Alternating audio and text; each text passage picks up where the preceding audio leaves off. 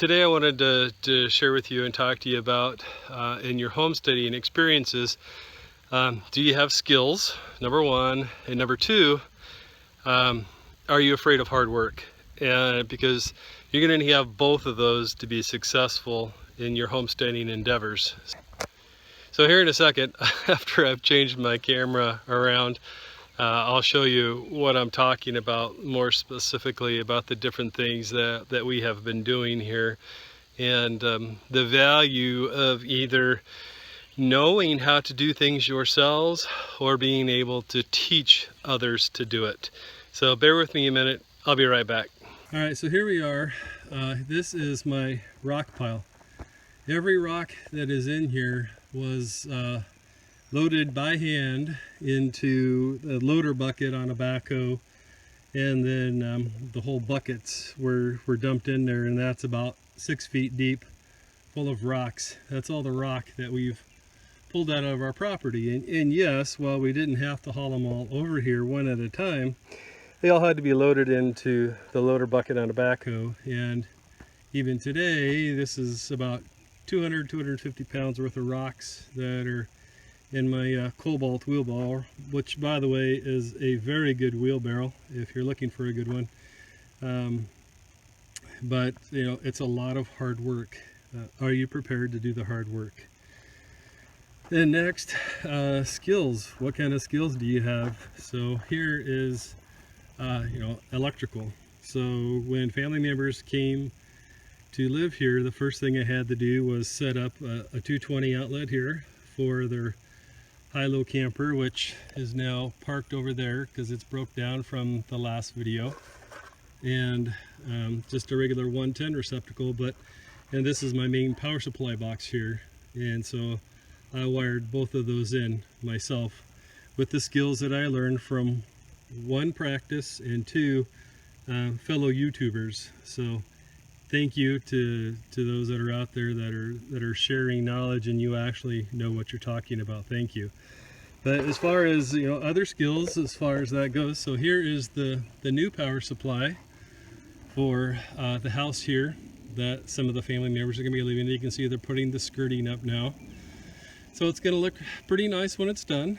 But the electrical, so here's the main electrical supply that comes down the power pole, goes down into this conduit. We did all of this ourselves.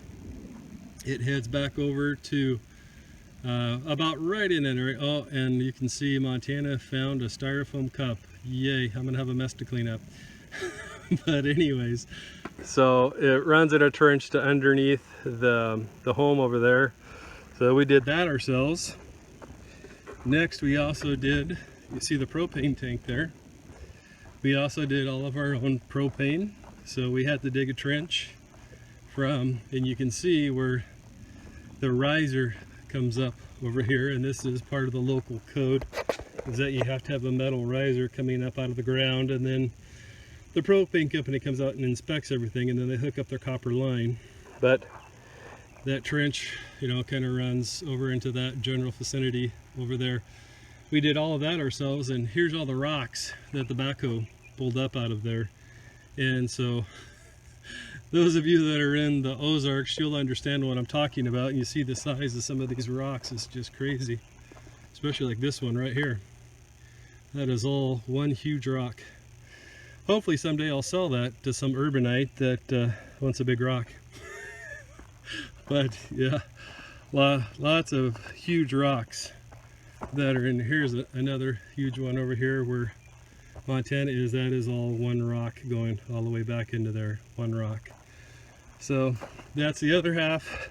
So do you know how to do trenching with a backhoe? You can save yourself a lot of money if you're able to do that kind of work yourself. And now we're walking to the back of the house, and we're going to look at the septic install. So here is the septic, and you can see that the mobile home company is still working on putting the skirting on the back side of the house here. Got the jade channel at the bottom, and they're putting these metal panels in there, and you can see the the 4-inch waste line coming out. There's a clean out pipe. It goes into the septic tank right there, and there's a riser on it, so that if we ever have to, we can pump it out. It runs down to the D box or the distribution box. Then we have 2 legs running downhill that way, and then another one over here going off this way. And we installed all of this ourselves as well.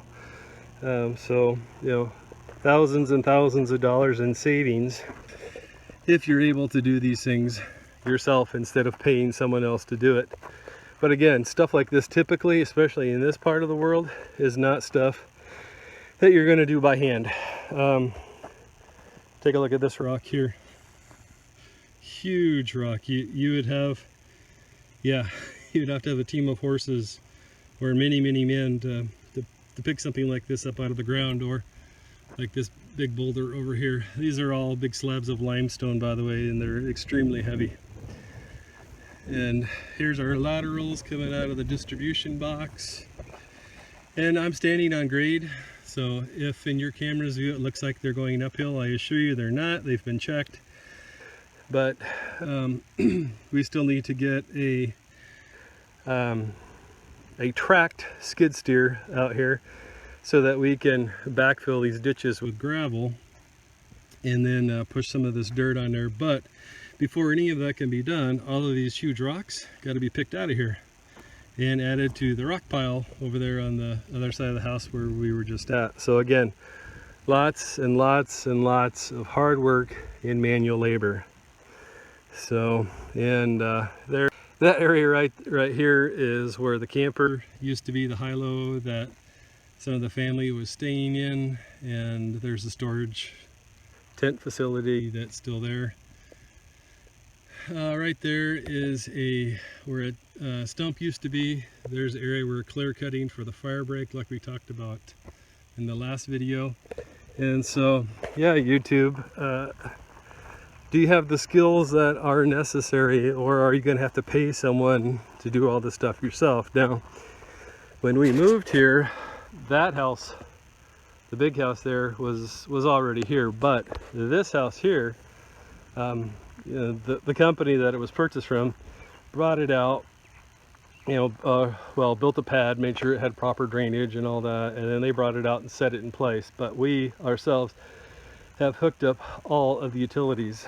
So, and then we also had to run the water line, and so, you know, we're kind of standing over here by the water line, and you can see where by the porch here the water line comes out, and it kind of runs up at an angle up there by that hydrant right there, you know, the yard spigot hydrant, whatever you call them where you live. And then it runs kind of over there back behind the well pump, and where it ties into the main line going into the main house there. So all this we've done ourselves, YouTube, and that's not to brag per se, but it's to exemplify the point of what I'm saying, is that you need to have skills. You need to know how to do things like this. Some of these things I knew how to do before I started, and some of them I didn't. As I was saying, some of these things I knew how to do myself, but or I had a general idea of how to do it, but I had never actually done it myself. You know, things like running the water line, you know, from over there, or where's that in the camera, from over there to the new house here. I had never done that before, but you know, with just a little bit of, you know, elbow grease, know-how, and willing to research. And to the second point of my video, which is ask for help. Don't be afraid to go out and make contact with your neighbors. One of my neighbors here is a great guy. We don't agree on everything, but you know, we have a mutual respect for each other, and we help each other. And he was more than willing to come down and to show me how to do the things that I didn't know how to do, and in some cases actually even help me do it. My sons and I, my teenage sons and I, did most of the manual labor here. The neighbor did help run the backhoe. Not that I necessarily needed him to do it, but he wanted to feel like he was helping, and since he's an older gentleman, that was something that he could do, and he felt like he was contributing to the cause, so to speak. But moreover, to finish my previous thought, is if you are an older person, don't forget that, is that you have skills that you can teach the younger generation. So even if you are, for lack of better terms, say you're feeble-bodied, your mind is still intact, but your body can't do it anymore. Can you teach others to do it? And I think that that would be a very important thing for those of you that are out there that have like a lot of construction experience, you know, plumbing, electrical, things like that.